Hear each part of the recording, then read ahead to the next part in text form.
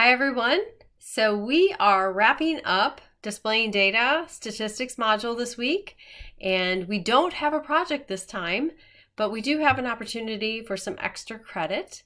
Usually this time of year I get some requests for, can I do anything to maybe earn some extra points and improve my score a little bit, my grades.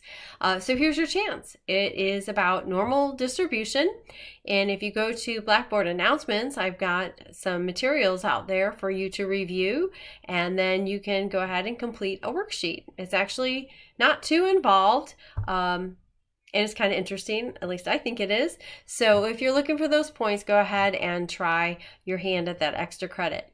Then after that, we're moving on to our very last unit. It is probability. We are really just touching the surface here. We're just going to get some real basics, but hopefully it will give you a perspective and an understanding when you hear things about probability and percentages of likelihoods and things like that going forward.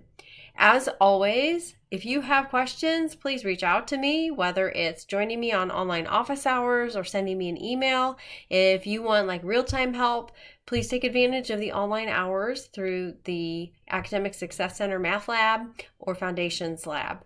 And I hope you have a great week.